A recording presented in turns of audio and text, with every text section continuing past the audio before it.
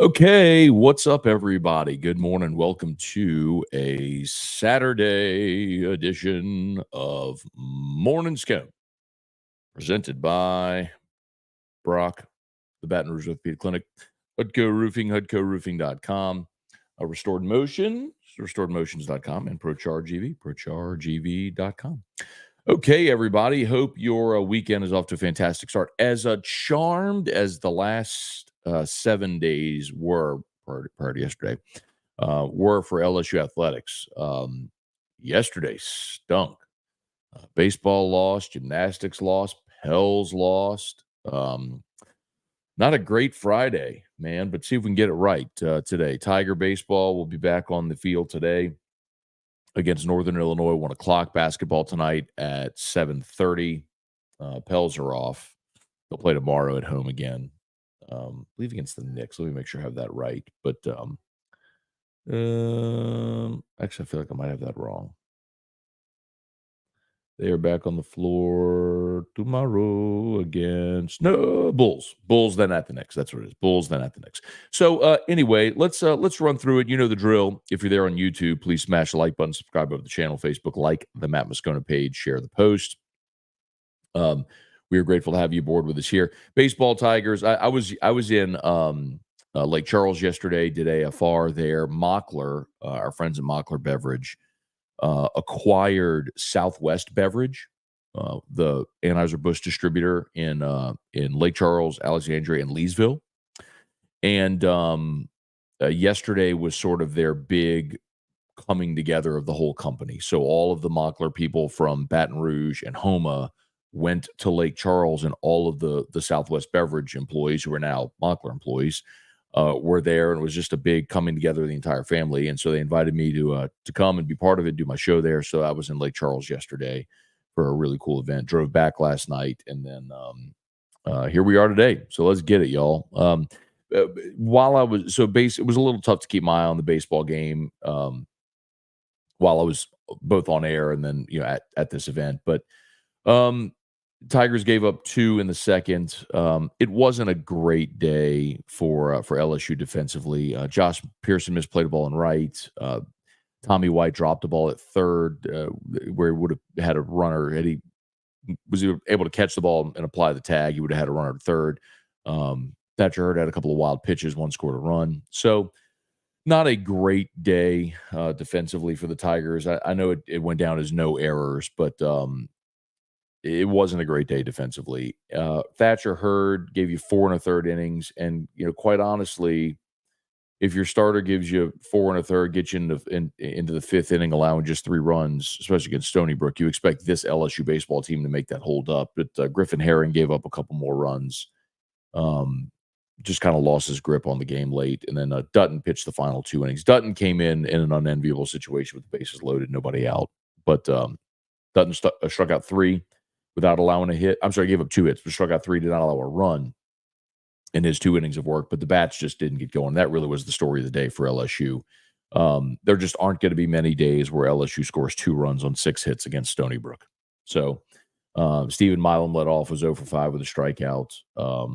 Tommy White was 1 for 3. Travinsky was 0 for 3 with a strikeout. Neal was 1 for 3. Jared Jones was 0 for 4 with 2 strikeouts. One in a big spot with a couple of men on base. Pearson was 0 for 3. He did walk, though. Anyway, you understand the point. It was not a great day offensively. So those are going to happen. The great thing about baseball is you get to play another day. So, the best team doesn't always win in baseball. You got to go play your best, and sometimes you don't, and you lose. But the great thing about baseball is you don't have to wait another week to play. You just go out the next day and play better. And so that'll happen today. Luke Holman will be on the bump for LSU against Northern Illinois, and they'll come back on Sunday and play Stony Brook again. So I suspect that that loss may focus this team a smidge more heading into today. God bless Northern Illinois. So, and then tonight, of course, LSU, the basketball team, will get going tonight. So we'll look forward to that against Mississippi State. Tigers, when I checked last night, Tigers were a 2.5-point underdog. I'm surprised. I thought LSU would be favored in every game the rest of the way. And to be a home dog to Mississippi State is a bit surprising. Let me check the most current line. It is, let's see, most current line has LSU and Mississippi State. Has State 2.5. Still, so State 2.5. All right, let's say some good mornings here. By the way, shout out to YouTube. We're on Facebook as well. We're also streaming today on Instagram, on LinkedIn, and on. Oh, I'm supposed to go live there. My bad. I didn't hit the go live button. Um, Forgot. Yeah, I did go live on Instagram. Welcome to Instagram. We're here now as well on Instagram. So appreciate y'all for being there. And on X, we're on Twitter, X, and LinkedIn. So we're all over. We're on all the platforms today. First time we've gone live on all the platforms simultaneously. So, okay, let's say some good morning. You know the drill. Fire away with whatever you got. Gwen, good morning from Matsu. Always the best to the Mrs. the E-Rock and Drew Block Party. Mrs. the E-Rock is getting her nails done, and Drew is watching his iPad, so he'll probably meander in here a bit later. Gwen said, I have an AFR favorite folder with a few saved episodes. Can you give the dates for the Bama is Burning segment so I can save those as well? Gwen, just go to the AFR LSU YouTube channel, hit videos, and scroll. You will see them by the thumbnail. Like it's not hard to it is not hard to find them, man. The thumbnails are just giant flames and me screaming and all that stuff. You'll find them.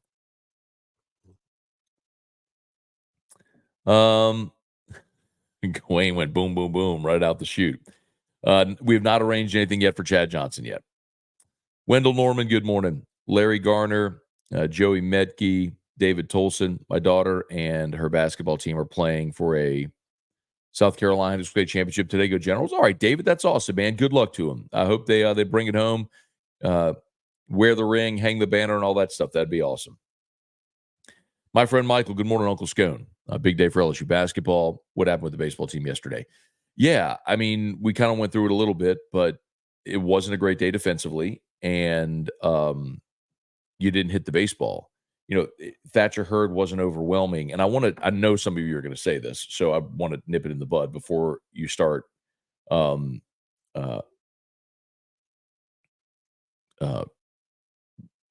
morning Scone. Let me keep this family friendly. Before you start dissing and discrediting Thatcher Hurd, let me remind you that he is not, nor will anyone on this team be Paul Skeens. Okay. It's one of the great consequences of having a player like Paul Skeens is when you have Paul Skeens, it changes your view. It's like watching HD for the first time. Once you see something in HD, you feel like you can never go back. Well, you saw Paul Skeens, and you have to realize that's not how it looks. He is a unicorn. You don't have 6, 7 guys that throw 120 pitches and sit at 100 the entire game. That's not real life. That's the last time we saw that was Ben McDonald in 1989. It's been 35 years. So no one is going to be Paul Skeens. You have to remember that. You want me to lower my standard? Yes, because Paul Skeens, no one is him, and you're never going to see that again. Maybe three decades. So, as for Hurd, we have seen Thatcher Hurd be a really good starter at LSU, and there were times he was a really good starter last year. So, and he was a really good starter at UCLA, and he's going to pitch significant innings and be really good part of this rotation for LSU. But he gave you 4 1/3 yesterday, and he gave you 4 1/3 and allowed 3 runs through 4 1/3. If your starting pitcher gets you into the 5th inning against Stony Brook and allows 3 runs, and by the way, part of that breakthrough was Pearson misplaying a ball in right and a wild pitch, which was his fault, of course, and the play at third where White dropped the ball and couldn't make the tag. It would have been an even cleaner day. But if your offense doesn't score 2 runs on 6 hits and does what your offense has been doing, you win that game. And we're not talking about Thatcher Hurd today. But it was just a rare bad day for your offense. Trent Delahousse, morning, Matt. Any more emails from the guy who plans on suing you? No, surprisingly, did not reply again. 12 consecutive emails from that guy, and after I talked about him on the air again, no more retorts. Maybe he's getting his strategy together with his legal team. John, after this weekend, I never want to play Stony Brook again. Hope Drew and the family are well. Hey, remember, LSU did play Stony Brook in 2019 in the regionals. Stony Brook came here, and LSU beat the crap out of them. Hang on. Let's see. Baseball. It wasn't because that was the year LSU played Florida State in the Super Regionals, if you remember. But they hosted Stony Brook in the regionals, and LSU beat Stony Brook 17-3 in the regionals back in 2019. So but let's just say they're volleying, right? LSU won the first one, and then Stony Brook won 2 in a row. Then LSU won, so it was 2-2. Now Stony Brook's up 3-2 in the all-time series. They'll figure it out. Aaron Fontaine, good morning from Cary, North Carolina. Okay. Ryan Pike came to the conclusion Thatcher can give you about 4 innings. First will be a struggle. Second and third, good grade. Fourth is where he starts to deteriorate. Again, Ryan Pike, so I told you, I knew it was going to happen. I didn't even need to guess. And then I'll remind you that Thatcher had pitched against Florida in the game to win the national championship, the final game of the championship series last year, and gave you 6 innings of brilliant baseball. So he can give you more than 4 innings and will give you more than 4 innings. That was his second start of the season. Let's ramp up. That's why you play this first month. Let's see how it goes in Houston on Friday. And then the following week against Xavier, I believe, or midweek against Xavier. I don't remember what it is. Well, actually, I'm looking at it right here to just tell you.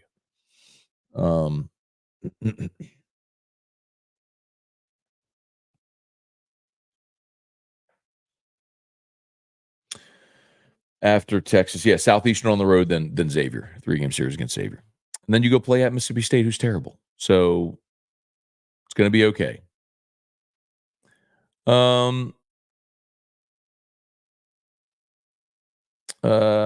Terry Dakota, you still high on Hurd? Think he's better out of the pen for now, right? No, I'm still high on Thatcher Hurd. Here's the thing: if you felt like, and again, you have like this is one of those things where if you've made up your mind, and this happens all the time in baseball, if you've made up your mind on a certain narrative, you will point to everything that confirms your opinion and ignore conflicting evidence. You will only highlight and accentuate the things that validate your point. So yes, I'm still high on Thatcher Hurd.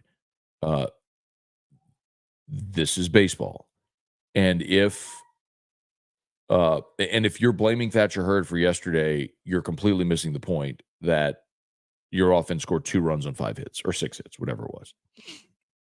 And he gave up 3 runs through 4 1/3. And I can live with that from a starter, especially when I have as many arms as I do and my offense is supposed to be good. But even still, Josh Pearson catches the ball in right. Tommy White makes the play at third. You're talking about a different ballgame. I'm not okay walking in a run. I'm not completely absolving him of all wrongdoing. I'm not okay with giving up hits strung together, but it's baseball, and teams put together rallies in games, and you have to be able to overcome them. Austin Kidder, morning, Matt. That was some ugly baseball. Just one game. Beautiful Saturday morning of dad duty. All right, Austin. Good deal, man. Yeah, and it was an ugly baseball game. Rick Kelly, last year we had serious left-handed power hitters. Joe Bear, Beloso, Morgan.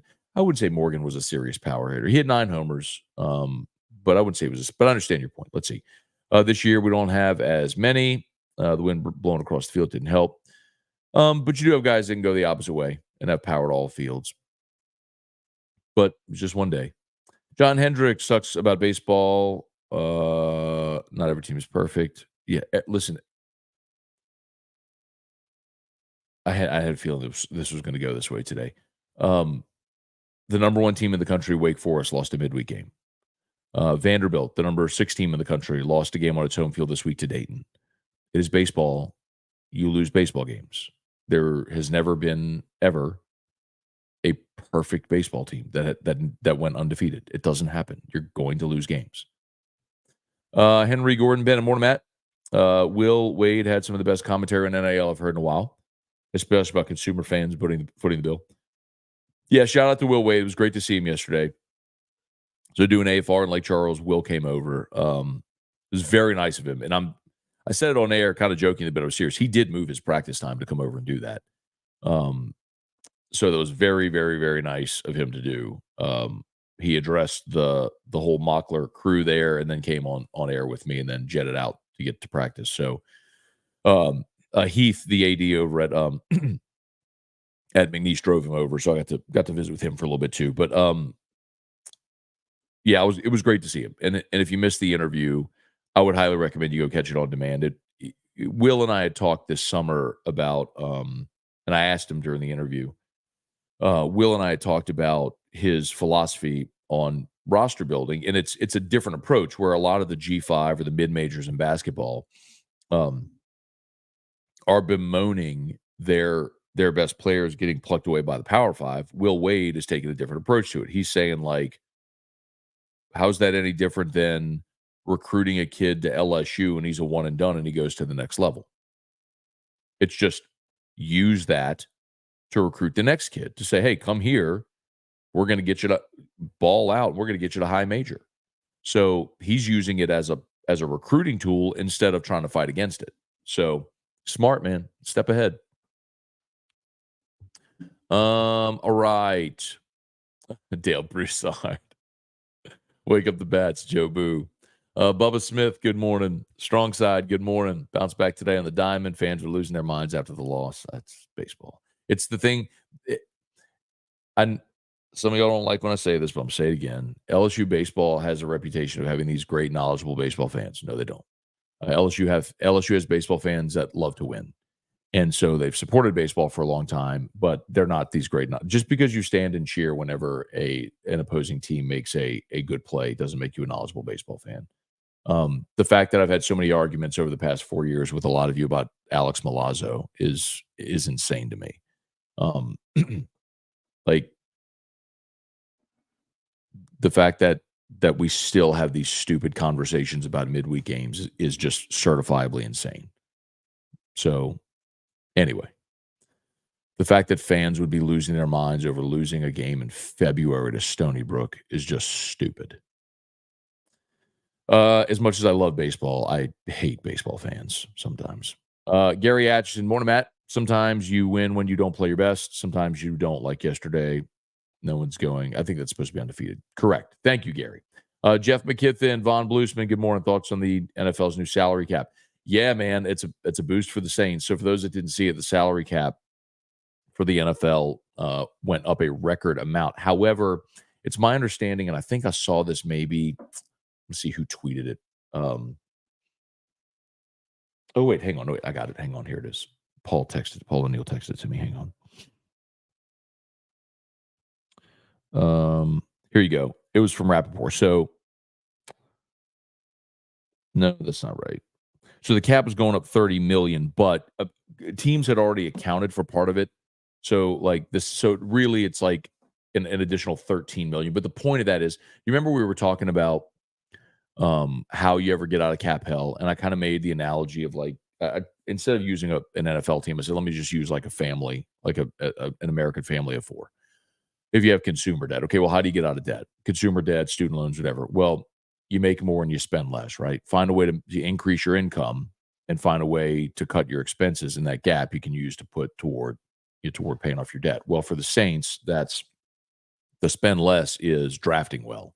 If you draft well and you get starting caliber players on rookie contracts, now you don't have to pay the high price free agents. Some of those bad contracts can rotate off. And the make more is, well, the salary cap goes up every year. So if you maintain this, or this number doesn't grow as much and this number keeps growing, well, now you can let the bad contracts rotate off and you get sort of a reset. So that's how they get out of cap hell if they ever choose to do it. But when you continue to restructure contracts like Derek Carr and commit yourself to them longer term, you're kind of stuck. But you just got to hit in the draft. So I'm glad the cap went up. I mean, it definitely gives the Saints, like for example, um,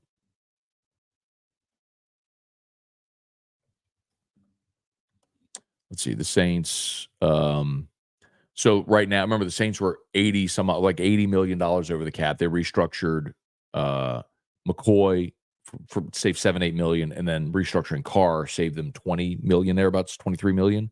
So those two together combined to save you about $30 million, right? Against cap 30-ish, 33 million against cap. So you were 80 million over. That should have put you in the 47-50 million dollar range over the cap. Well, they're 36 million over right now. So that addition, like I told you, is about 30 because they had accounted for a chunk of it.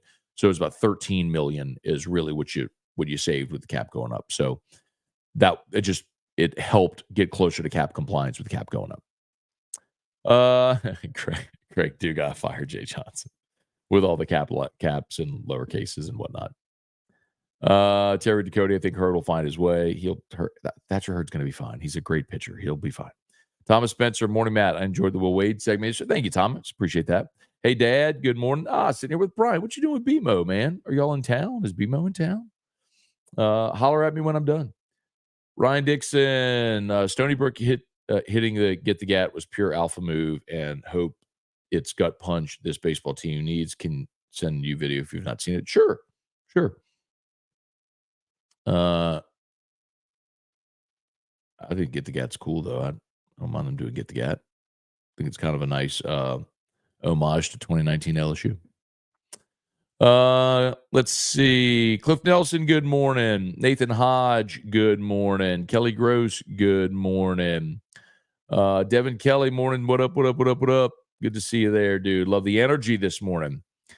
Dale Broussard, Hagen Smith throwing K's yesterday. I didn't see his final line. Hagen Smith's the great pitcher from Arkansas, of course. Deborah Coward, good morning. Very cool, Devin. Hope everyone has a blessed day. Same to you, brother. Hope it's a good one, man. Big MIL, Big Mill. Who the heck is Stony Brook? If you have to ask that question, clearly you are not an LSU baseball fan. Stony Brook is from Stony Brook, New York, which is on Long Island. And they infamously came here in 2012 and upset LSU in a Super Regional to go to Omaha. So LSU baseball fans know about Stony Brook, unfortunately, far too well. Oh, what up? All right, what up, Instagram?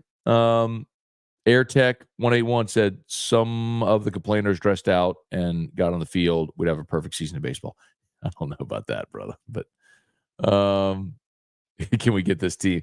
Can we get this team out of the rotation? Appreciate y'all for being there on Instagram Live as well. Forgive me, Instagram is the one platform where I have to toggle. So I'm using a software called StreamYard, and so it gives me one big stream of comments. Like Terry is on YouTube, Gary is on Facebook. Let's go try to see if there was like another one from a different. Is anyone on X?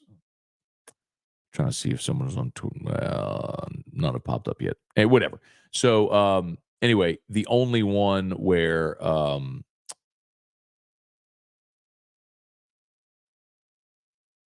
I have to toggle back to a different screen is Instagram. I don't know why. So anyway, but I'll try to keep up with y'all. What up, MK Robinson, Kellen Terrio, JD Powers, Shane Train, maybe? That's probably, I bet you that's Shane Train is what that is.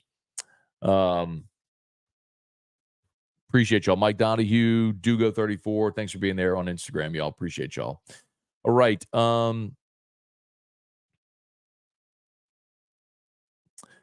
Nathan said the umps are calling midweek games like the CWS finals. Well, it's worth noting it's not a midweek game. It was a Friday night game. It was a weekend series. But that's really inconsequential. But one of the things that's happened is so college baseball is now grading umpires based on obviously, you have the technology with K-Zone to know when umpires miss a ball in strike call. And so they are graded now as such. And I'm very much for this, by the way. And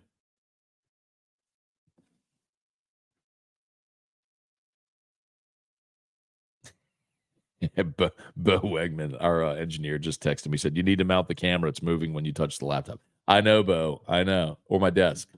On my desk, it's moving, Bo. But that's an engineer. I love him though. So good. I know, but we'll get there. We'll get there. But hey, considering how far we've come on Morning Scone, I mean, I've got graphics on the screen and a ticker, and I've got whatnot. We've come a long way. Got a little jiggle of the camera. Not super worried about it. But still, yes. But we need him out the camera, so come on over. Bring the necessary equipment, and you can help me today. But thank you for watching. My guy. Bo Wegman drove all the way to Lake Charles with me yesterday, set up the show, packed it up, drove it all the way back. Bo Wegman in Alexandria on Thursday, making sure that we got reconnected with our affiliate in Alexandria after we were not on in the middle of the week. Top-notch engineer. He's the best. So back to the point about umps. So umps are graded now, and so they're not going to give you as much leniency off the plate. They're going to call a tighter zone because they're being graded now, which I'm okay with, by the way. I just want it consistent. Let's see. Bruce Shales. Morning, Matt called Insurance Network of Louisiana. State Farm jacked my auto rates. Insurance Network of Louisiana found coverage that'll save me nearly $900. Once everything's signed, I'll credit a review. There you go, dude. They're the best, man. State Farm is the chief offender. They jack rates, and they get you in really, really, really cheap. And over time, they jack rates, and they're the chief offender because they never know the chief offender is Liberty Mutual. They're the ones that get you in really cheap and then jack rates. So if you're with Liberty Mutual, you should absolutely check with Insurance Network of Louisiana. The problem with State Farm is State Farm doesn't pay out. I've learned that with HUDCO. State Farm is the absolute worst. They don't. You file a claim, they don't pay. They are the worst. Like whenever I talk to a homeowner that's like, "Hey, we have an issue, need to get a roof, need to file a claim," I'm like, "Who's your insurance?" Like State Farm. I'm like, "Ugh. Well, it's going to be a fight because they're the worst." So anyway, I'm glad it worked, Gary. Thank you for giving them a call. Nathan Hodge, what's going on? Defense wins championships in college baseball. Yeah, I'm going to respectfully disagree with you. College baseball is an offensive game, and there are outliers, and you can point to the LSU Wake Forest game a year ago, which is probably what you're going to point to. And I'm going to tell you that's just a giant outlier in a sport that's dominated by offense. Brett Gidry, the brawl in the Pels game was fun. Manny, good morning. Opinion on the shortstop play this year. Seems his arm strength, average, range, not as great as prior shortstops at LSU. Small sample size, Manny. I understand why everybody's concerned about Braswell because he lost his job at South Carolina. And so the thought is, well, if he lost his job at South Carolina, why is he good enough to play here? That's the thought. But Jay Johnson brought him here and is starting him at shortstop, and I trust Jay Johnson. He's been at every practice. He scouted the guy, and if he doesn't think he can play, or if he does not play well, then they'll replace him. The question is, with whom do you replace him? Maybe you kick Steven Milam over there, but is the 5'6" freshman who you want at shortstop? Maybe. I don't. It's why you play 56 of these things, y'all. It's why you play 56 of these. Like you figure some things out as you go along. You have a huge sample size. Like you let guys get at bats and get innings in the field and get innings on the mound and work on the things that they need to work on. And these are still college players. So yeah, I'm not telling you that Michael Braswell is a future big leaguer. And LSU's had plenty of those at shortstop over the years. Absolutely they have. So I'm not telling you, I mean, from Bregman and Aaron Hill and Terrio, and I mean, y'all know the list, but I'm not telling you Braswell is one of those guys, but I'm also not here to prepare to tell you that LSU has a better option right now. But let's watch it and see. Kaysen, whoa, upgraded setup. Love it, Matt. Keep up the good work. Thank you, man. Appreciate it. Yeah, so we redid the I basically built a home studio in here. So or bought the equipment to have a home studio. So in my office. So I'm excited about it. And this is a new camera I tried out earlier in the week. It's PTZ camera, but it's guarantees. So I'll bring it back to guarantee. I'll probably end up getting one of those and mounting it on the wall, like Bo was talking about. So you won't have the camera movement whenever I touch the computer. Kirk Taylor, good morning. Got a long year ahead. Believe this is the toughest out of conference schedule LSU's had in a long time.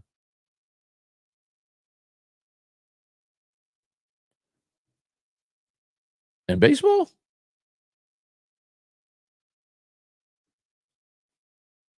Kirk, you serious?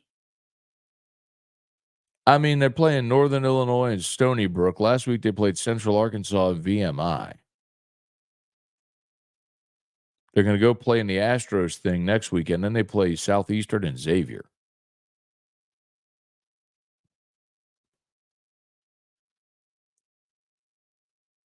I don't know, bro. I'm going to respectfully disagree on the strength of schedule thing. Devin, they got cuffed by Stony Brook. Ah, well, it's baseball. It happens. Can't win them all. Cue the meltdown about how Hurt isn't a Friday night guy and the team can't hit and Jay won't win another natty. That's about right. Let's see. Michael Stony Brook did get the GAT after the game. LSU by 38 on Sunday. David Tolson, come on, people, skies and falling with Thatcher Hurd.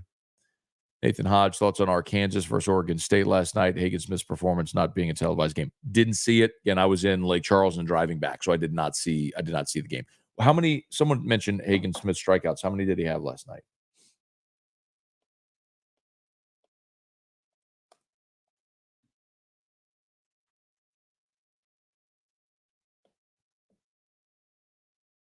$15 strikeouts. Or did you get to 17 strikeouts? Someone says 17. 17 strikeouts. Wow. Ties the school record. Yeah, he's a dominant lefty. He's a dominant lefty. That's awesome. 17 strikeouts. Good for him.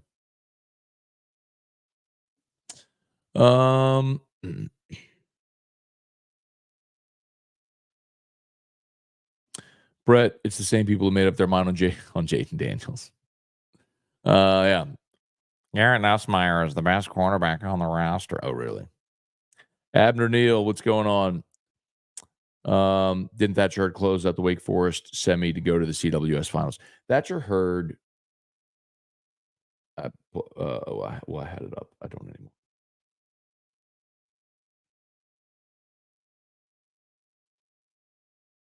He was a dude at the end of last season, and he'll be a dude again this year.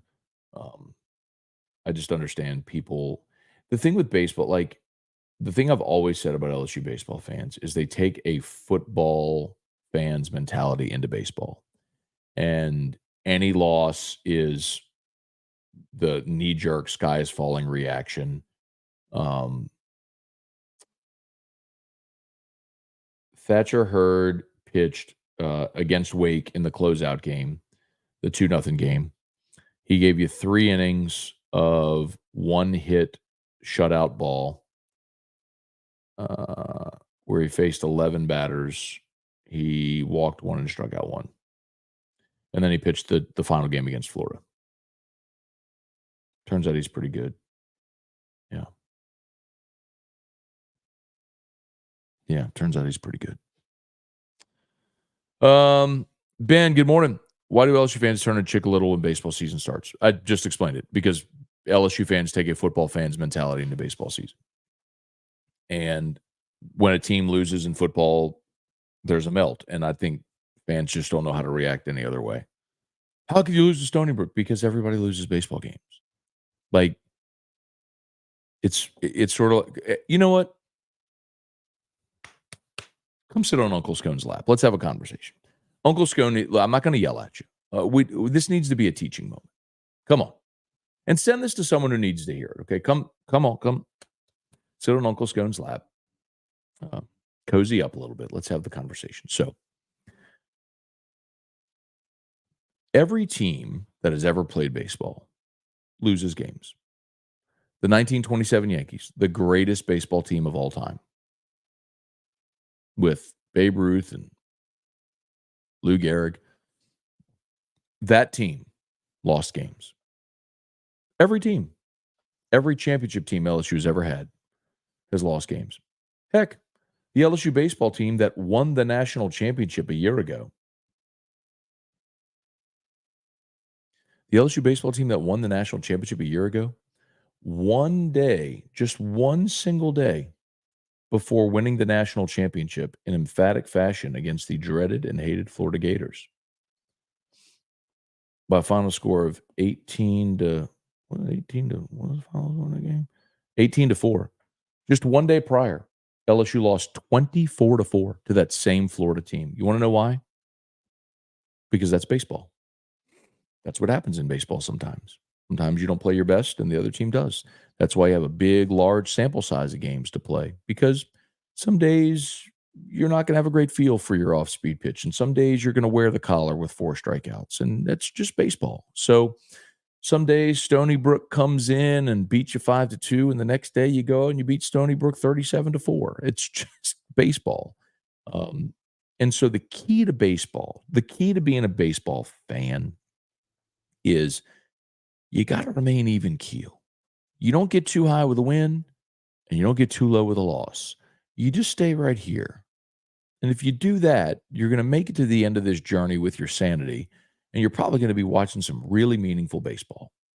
So just relax, watch the game today and enjoy. See how Luke Holman does. And, we'll keep steamrolling toward LSU's SEC opener against Mississippi State, a very not good Mississippi State team, a series you have a great chance to go on the road and win that road series there at the Dude. And, we'll just keep on down this path together. That's what we'll do. Uncle Scone's got you. I promise. We're gonna be just fine on this journey, watching this LSU baseball team. We're gonna be just fine. Greg T. Also not sure Jay Johnson isn't also scheduling day games because of how difficult it is to play field fly balls in the sun at the box. Well, the other thing too is it's very difficult to field fly balls at the box at 6 o'clock around dusk. But that only lasts for about half an hour or so. But I don't think that's why.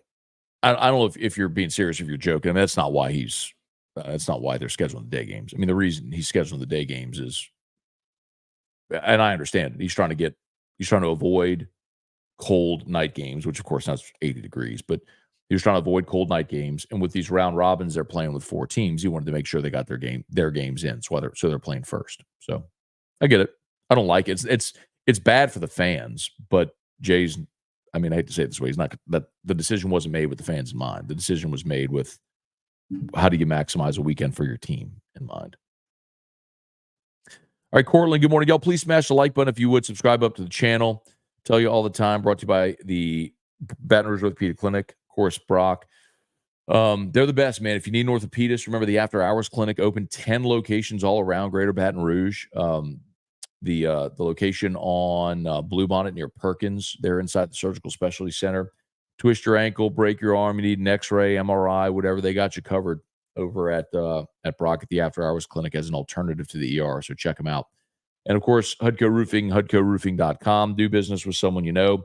If you had hail damage in that awful weather a few weeks back, we'd love to help you out. Just give us a shout, 364-1007.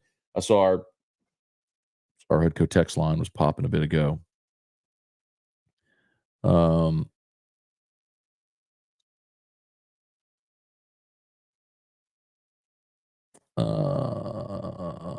Yep. So our crews are already out there working today. So 364-1007, 364-1007 for Hudco Roofing and HudcoRoofing.com.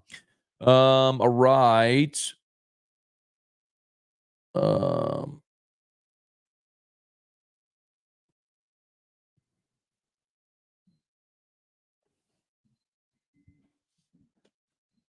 Here he comes. Okay. There's my boy. Done already? I guess so. No. And then what? No. We're going to do Dad Show. Hey, wait, you want to come say hi to Dad Show? No. You want to come say hi to Dad Show? No. What? Where are you going? Okay. Little stinker. Little stinker. Came in here, got me to stop his backpack from beeping, and then ran off. That little stinker. We'll get him. We'll get him before the day's over. All right. Cortland, Murder Giraffe. Florida lost first game of the season. St. John. LSU's going to be fine. William Dennis, who are you most impressed by out of the bullpen so far? Sam Dutton has been a very pleasant surprise, and I shouldn't say surprise because it's his third year here, but it's just a different role for him, using him there as the, I guess you could say, closer, but I mean, the last guy out of the bullpen, they put him in a stopper role too. So Dutton has been super impressive. Sam Dutton, let's see, is so Sam Dutton is leading LSU with a 0.00 ERA, by the way. He has thrown 3 1/3 innings, allowed no runs on 3 hits. He struck out 5, and has walked none. I mean, that is a big yo. But I would say Dutton and Fidel Ulloa.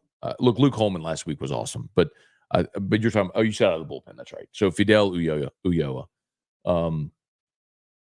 It's just a 2-pitch mix, but you look for guys to come into sticky situations who are going to challenge hitters and be unafraid and attack the strike zone and not try to nibble, and that's how you get in trouble, walking guys and whatnot. So I think Ulloa would be the other answer I would tell you.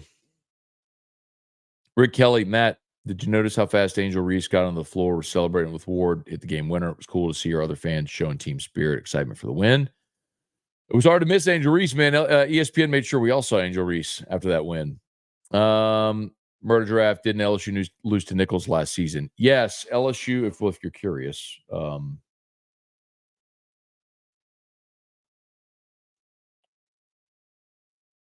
just Nichols. LSU lost to Iowa 12-4. Remember, that was the game where they walked a bajillion people.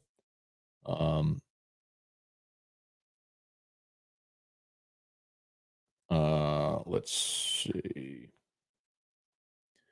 They lost to ULL 8-5. That was the other midweek. Nichols 6-5, and that's when the melt was happening. I think that was it for the midweek loss. It was 2 minutes. Yeah, then they got in the SEC tournament. Then y'all were melting because they lost Arkansas and Texas A&M in the SEC tournament.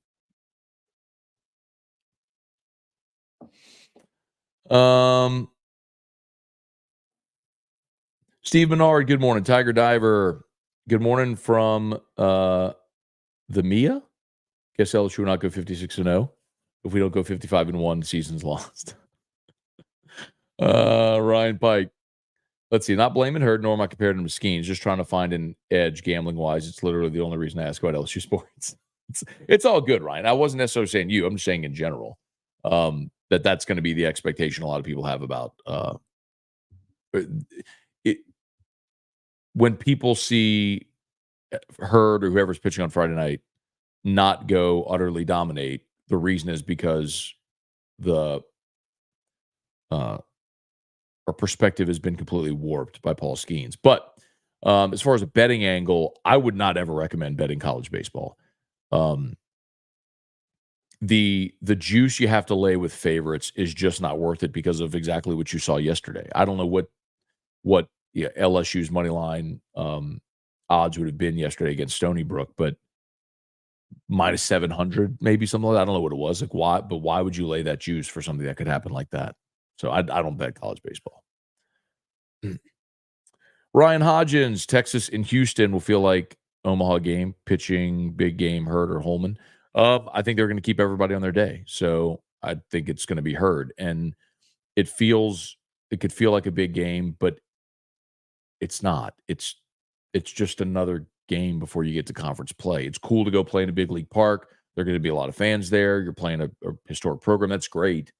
And I love getting to taste that environment, but it's no different than, I mean, it's Hurts pitched in Omaha. I mean, but I'm sure Jay's just going to keep everybody on their regular rest. Trey Patan, good morning. H-Town Tyga. Want to tell my grandkids that LSU beat Stony Brook. They did in 2019. They blew them out.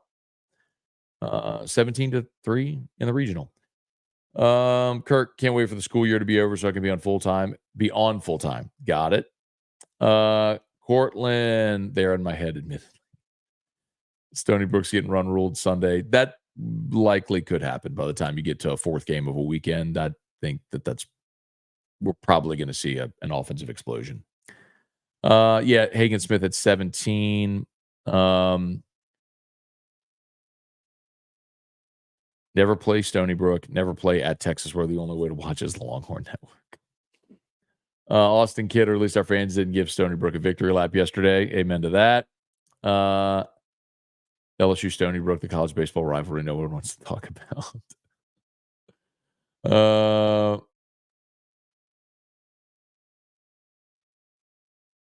Brian said, before you say, brother, if you're coming to me for an edge, I want to say you'll always have more info than I do. So yes, I consider your information an edge. Ryan, listen, here's my suggestion to you, seriously, about sports betting. I would not bet college baseball. I wouldn't. That's number one. But I am more than happy to give you picks and plays. And mostly I would tell you, listen to Jimmy Ott for basketball. Jimmy was 10-1-1 on college basketball this week.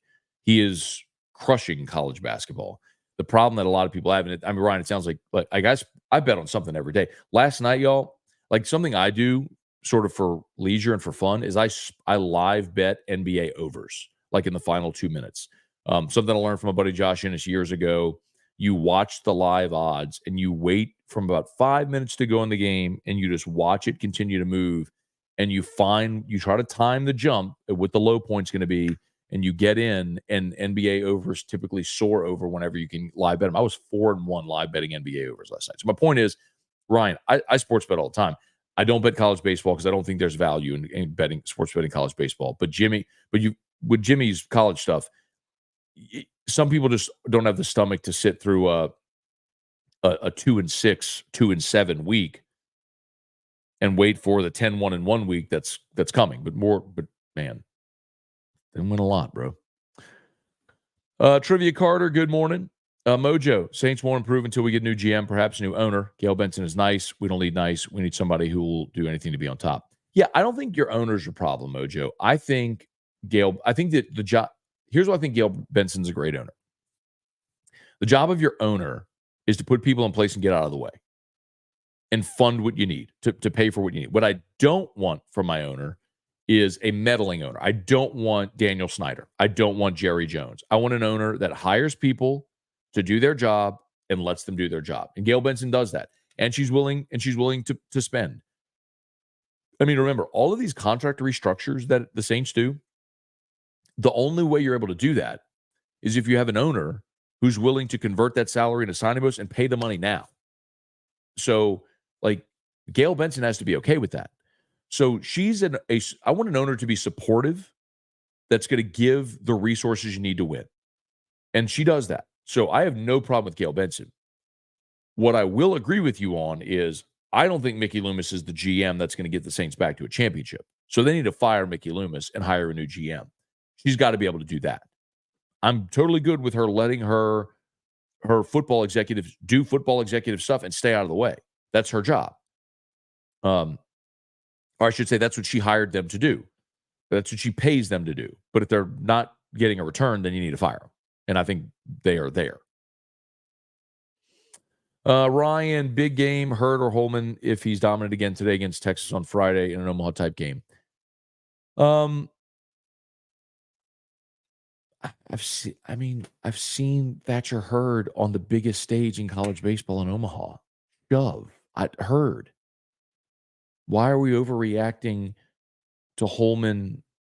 What if Holman goes out today and gives you 3 2/3 and gives up 6 runs? Guys, you can't overreact to one game in baseball. You can't. It's why they play 56. It's why they play 3 in a weekend. It's why you play a whole regional weekend. You can't overreact to one game. If it would, Florida beating LSU 24-4 last year in game 2 of the championship series, like, it'd have been over. He came back the next day and won 18-3. Let's see. Austin, I'm gonna lose my poop if the victory lap. They ain't getting a victory lap. Kai, as in Planet Kai. Okay. Ryan Hodgins. Next Friday is an Omaha type game. I'm not interested in that conversation anymore. No disrespect, Ryan. I'm just not interested in it. That's not an Omaha game. It's a February baseball game. Like, LSU has played in the Shriners Classic, now the Astros Classic before. They've done these, and it's great. I love it. It's great for fans. It's great to go taste the atmosphere. But you've literally played in Omaha. It's February. It's not an Omaha type game. Like, you will play in far more intense games in conference play as the season goes along. You'll play Friday nights against Arkansas and Tennessee and Vanderbilt. Like, you will play the best teams in college baseball, and those will be far more important than Friday against Texas in Houston. That's a cool novelty. It's not a meaningful game. What's going to be meaningful is going 20-10 in the SEC so you can be a national seed, not a Friday in February in Houston against Texas. Matt McGuire, good morning. Brian Clark, good. Oh, what up, Brian Clark? Yeah, I got to meet Brian Clark yesterday in Lake Charles. Great dude. He did come by while I was live on air, and he was FaceTiming a buddy of his. And he goes, and I didn't know this till after, but he said, "That's the bleeping Scone." But I didn't hear it because I had my headphones on in the middle of a segment. And thankfully, the microphone didn't pick it up either. But I do want to see the video, though, Brian. So send me the video that you took. Oh, it was a FaceTime, so I guess you can. But it was good to meet you, dude. Very, very good to meet you last night. Great people over there in the LC, man. Had a great time. Let's see, Kirk. You put Millie at as and Pearson at second if Braswell doesn't pan out against me. I guess you're saying Milam at shortstop and Pearson at second. Okay, well, Milam was also 0 for 5 yesterday from the leadoff spot. So if we're going to overreact to a small sample size, then Milam can't play. Come on. Did you get to visit Europe? If so, which countries? And if not, which countries would you like to travel? That's an interesting question. My bucket list is Italy. I want to go spend a month in Italy and just go to every city and eat great food and drink great wine and go to Capri and Rome and Venice and everywhere. Sweet said, dude, you're a musician. Cool. You playing with anyone? No. I have a guitar. I can play the guitar. I don't play nearly enough to be really good. There was a time in my life when I did play the guitar a lot, and I was pretty good. And I would play with a buddy. We do open mic nights and stuff like that. But yes, I have a guitar. I love to play the guitar. I don't play nearly enough to be good, and I would not consider myself a musician. Milton Borrell, morning, Matt. Was at the Pels brawl last night. Sucks the same penalty assigned to the instigator as the victim of the victim dates to retaliate. Probably if the victim decides to retaliate. All right. We got action. Hey. Come see. Hey. Come see.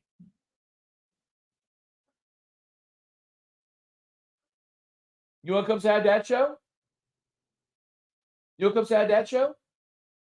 You want to play on your iPad?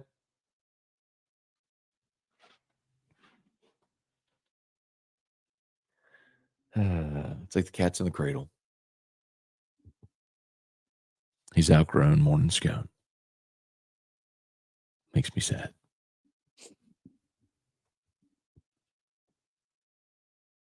Smash the like button if you would. If you're there on YouTube, please subscribe to the channel, Facebook, like the Matt Moscona page, share the post, LinkedIn, Instagram, X. Appreciate all y'all for being there. Eric Buell, CB504, Big Zay 57, BC on IG, Wyatt DeLuca, Lerv my kids. That's funny. Toolman 7 LSU, what's up? Wilson Greeter, good to see y'all there. Thanks for being here on those watching on the IG. CB504, what do you think about Derek Carr restructuring? I hate it. But so here's how I described it on AFR on Friday. Hey, you want to come say hi to Dad Show?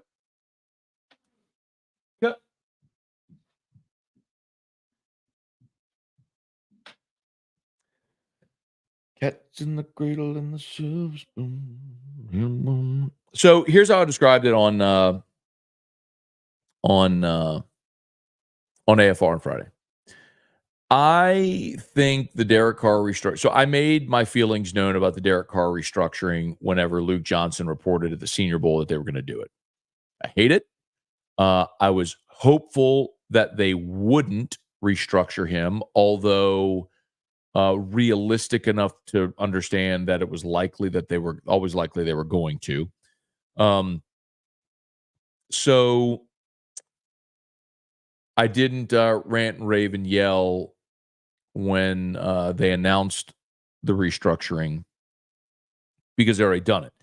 And the comp I gave you was, it's like if, let's say you're a dad and your kid tells you they're getting married and you don't approve, and so you let your disapproval be known, but they move forward anyway, and so you just go, now that then it's the wedding day and you've already voiced your displeasure. Now you're just sitting there in the tuxedo in the front row of the church being supportive of your kid, even though you disapprove. That's how I felt yesterday.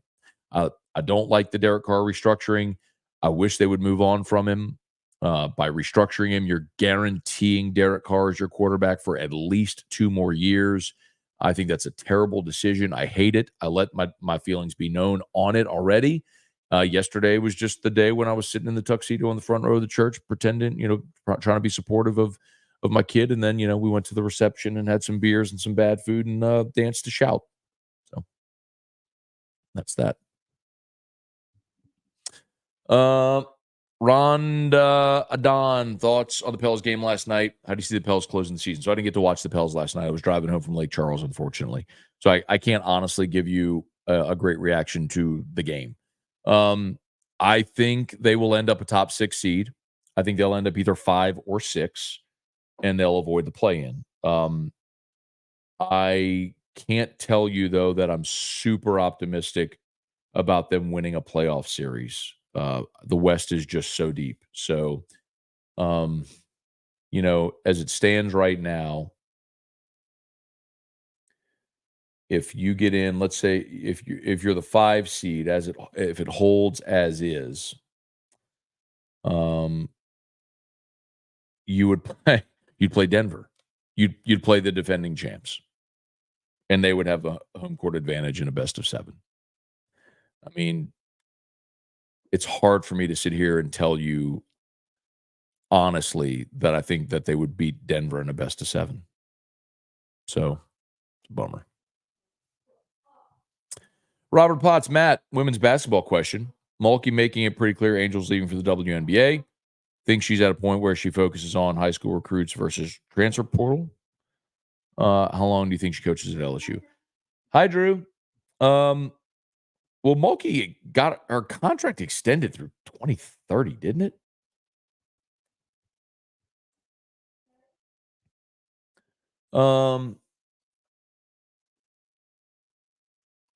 Yeah, it was 10-year, $36 million that was approved in September. So, I mean, that's like 2033. I don't know if she coaches that long. I don't know why she wouldn't. I mean, she's 60 years old and is chugging along and seems energetic and fired up. Do I think she focuses on high school recruits? The best ones. Like, Michaela Williams was the number 1 player in the country, and she was from Shreveport. Went and got her, yeah. But if you can go get Haley Van Lith and Anissa Morrow and Angel Reese, you're going to go do that too. I think it's a combo. So I don't think it's right to say clearly, one or the other. All right, Rick Manuel, good morning. You came to Lake Charles, no call. Let's plan on next time. I'll get you a Daryl special. Appreciate it, Rick. But yeah, no, yesterday was quick. I drove in, went straight to the new Mockler facility and spent the day there, did my show there. As soon as it ended, drove back. So um, didn't have a lot of downtime there.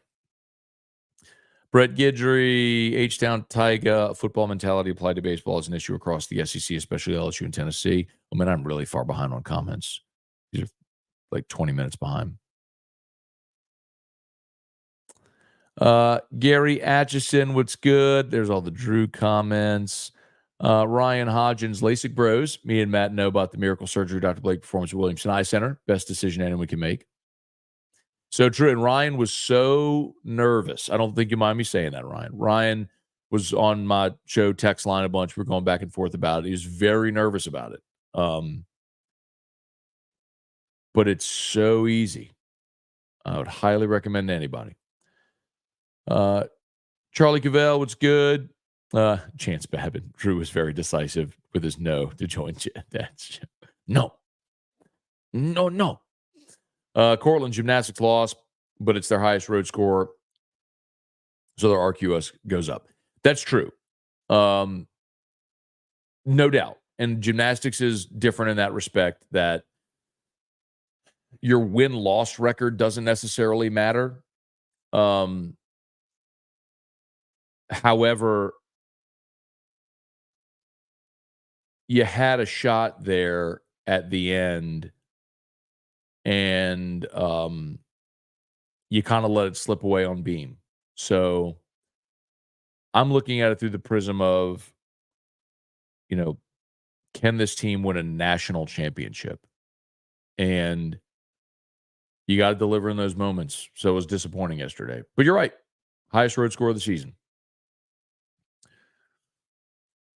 Brandon, is the sky falling? No. Dave Ender, thoughts on Tennessee, Virginia ruling NIL violates antitrust laws?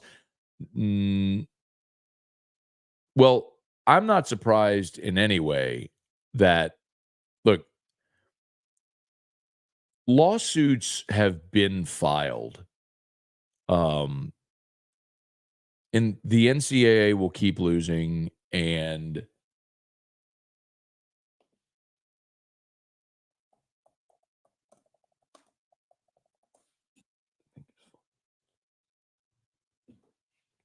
the NCAA is going to keep losing. And if you're really interested, who asked that? It was Dave. If you're really interested, Dave, so I did a podcast. I did the NIL podcast with Jonathan Pixley over at Matchpoint, Rosters to Riches. We put it on a hiatus this football season. But we spoke to David Fleshman. Fleshman played basketball at LSU, and he's an attorney at Brazil Saxe in Baton Rouge, and he does a lot of NIL law. And this was 2 years ago, maybe. And Fleshman told us then, look, the lawsuits are already drawn. If anyone tries to enforce NIL regulations or cap earnings, like, the lawsuits are already drawn and ready to be filed. So, yeah, I'm not surprised at all by this.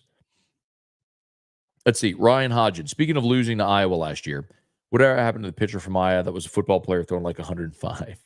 If he didn't get drafted, why didn't he enter the transfer portal, come to LSU? No, he was picked.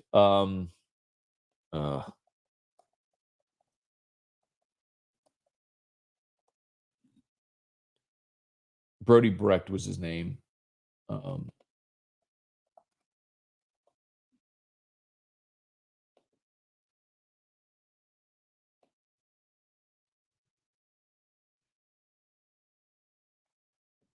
Oh, is he still at Iowa? I thought he was drafted.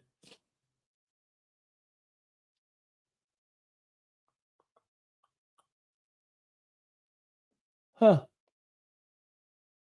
I thought Brecht got drafted last year.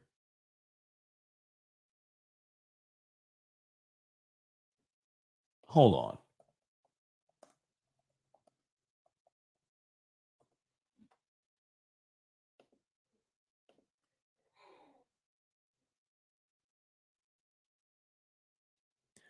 No.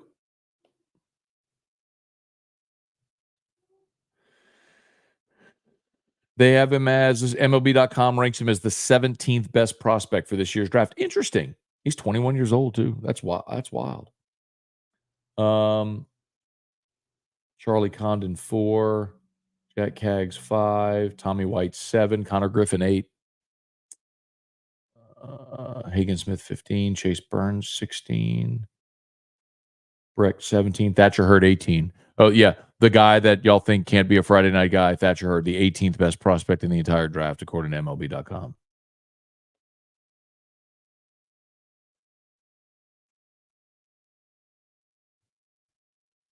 Anyway,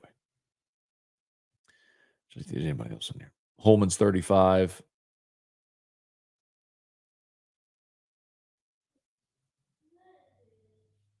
Gage jump 46. Anyway, all right, here we go.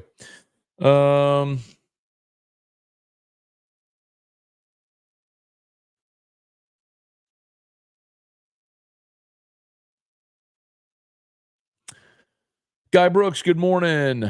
David Bass, good morning. Everyone relax about the baseball. I agree. We need to relax about the baseball. LSU fan, Cortland, to be fair, a lot of people outside of direct college baseball, people were saying Crown Florida after their win in game 2.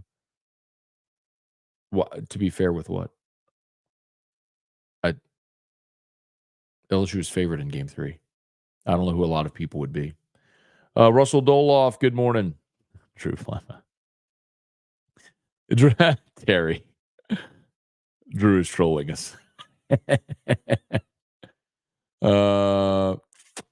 Ryan Brock, been watching Musso at the Box. He's adopted the smash the like button from you. Well, that's a YouTuber thing. Like YouTubers say smash the like button. So that's not a thing that I invented or anything. That's a thing that YouTubers say. So Jim Arsenault, good morning. Let's see. H-Town Tyga, you were in my hometown of Lake Charles last night. Where did you do a live remote? From the new Mockler. So Mockler, I'll say again, so they're a Southwest Beverage was the Anheuser-Busch distributor since 1953, and Mockler acquired Southwest Bev. So yesterday was their merging of the companies. So everyone from Mockler and Baton Rouge and Houma went over to Lake Charles, and all like the whole company was all together as one. So it was really cool. Cool thing. They invited me to come over, be a part of it. It was really cool. Antron, good morning. Tell Drew I said good morning. Of course, man. Hope you're having a great day. Ryan, baseball, softball, gymnastics, women's basketball, put them in order. Best chance to win a national championship this season. Baseball, women's basketball, gymnastics, softball. That would be my order. Austin Kidder, many of us retired musicians and athletes here on Morning Scone. It's all about work, dad duty, going to bed early. Yeah. William Krause, morning, Matt. Great to see you. Did you see Spencer Rattler as a draft pick sleeper? Maybe. The weird thing, William, about Rattler is, that's a great example of go when your draft stock is high. Because before his last season in Oklahoma, he was projected to be a potential number 1 pick in the draft. And of course, he lost his job that year to Caleb Williams and then transferred to South Carolina and ended up staying 2 years there. So I think Rattler has ability, physical ability. Would I want to take him in round 1? No. I mean, the only quarterbacks that I would take in round 1 would be Jaden Daniels or Caleb Williams. I wouldn't want Drake May either. And he may prove me wrong. And I'm granting you that I may be unfairly judging Drake May based on the sins of Mitchell Trubisky, a big old dude, strong-arm quarterback from North Carolina who never really achieved anything of great significance, but was a physically gifted player, went 3 overall to the Bears and flopped. And maybe I'm just unfairly painting Drake May with that same brush. Trent Cardone, Mason DePriest, Bayou Bengal, LSU 73, Jay Bram, Doze Eat Place, BR watching. Matt Gudo, Brad Albert, Adam Tibb, 31, JLG, Booner, 73, Jax, BMW, Matt Simino, good morning, y'all. Watching over there on Insta. Appreciate it. If you're on YouTube, please smash that like button as always. Subscribe up the channel, Facebook, like the Matt Moscona page, share the post. X, LinkedIn, we're on all 5 platforms this morning. So very cool of everybody to hang out, however you are hanging out with us today. As always, we are brought to you by Brock, the Baton Rouge Orthopedic Clinic. They're the best. In North Peace, go to Brock. Hudco Roofing, crews are already out on the streets today. If you need a roof inspection, we'd love to help you out. I was talking to 2 people last night, as a matter of fact, who live in Prairieville, who got hit by that hailstorm on Super Bowl Sunday, and said they were door knockers coming all over them, man, coming all over their house, coming all over their property. Door knockers all over the place.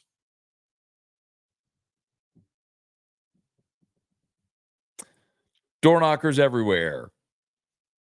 And I hope none of you got that. Anyway, I'm sure you did. Morning Scone, family show.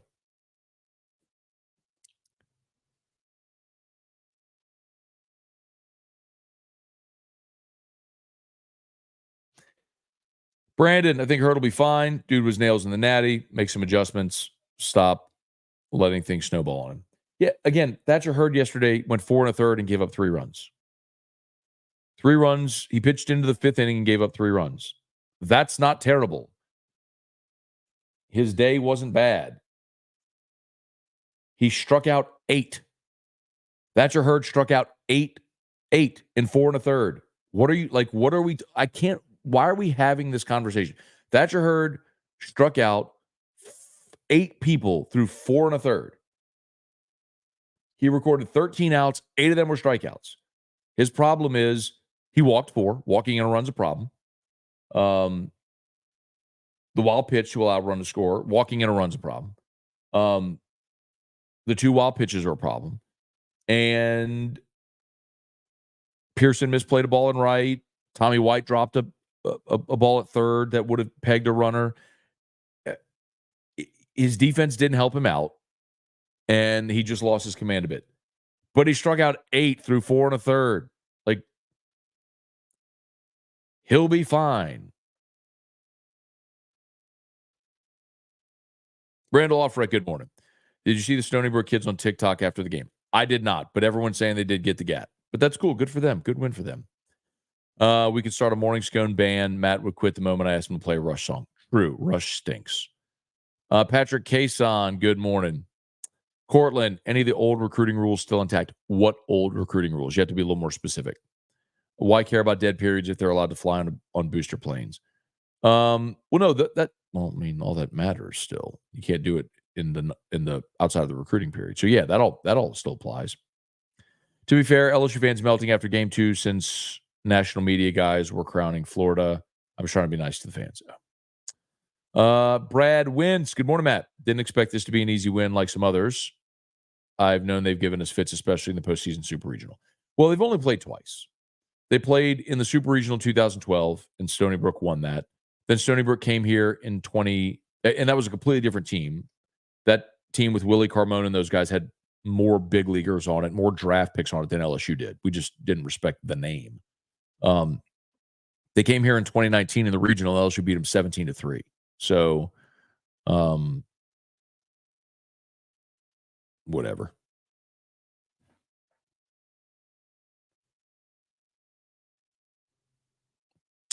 Mac 34, Murder Giraffe. Yep. Okay. Some of you got it.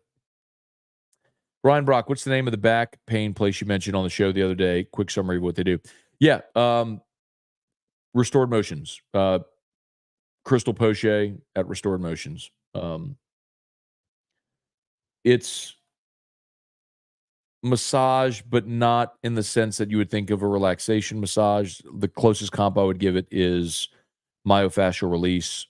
I'm just telling you, man, if you live in pain or know someone who does, my recommendation is go book a session. Because if you're like me and you've tried everything and the adjustments you make in your life just to exist in pain sucks. And I worried about that for a long time, man. I honestly did. I would legit think when I would slip discs in my back and I would be completely immobilized. I mean, Loratab, painkillers, muscle relaxers, just laid up on the couch for a few days until I could move again. And just thinking, man, I'm 30, 35. Like, what's this going to be like at 45, 55, 60? Like, what's my quality of life going to be? And I'm telling you, Crystal Poche has given me uh, freedom from all of that. I haven't had a severe episode of my back since Ida. It was right around Hurricane Ida. Because I was getting over it whenever I went to LA for the UCLA games. That was the summer of 21. So 2.5 years since I've had a really significant episode with my back.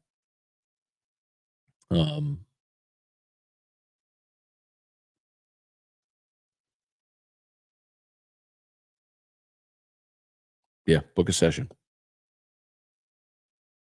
Living in pain sucks. Book a session. Okay.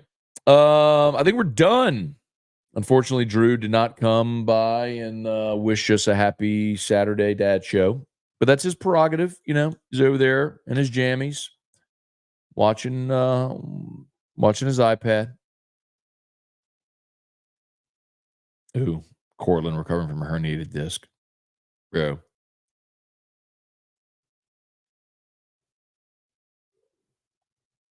Go see Crystal.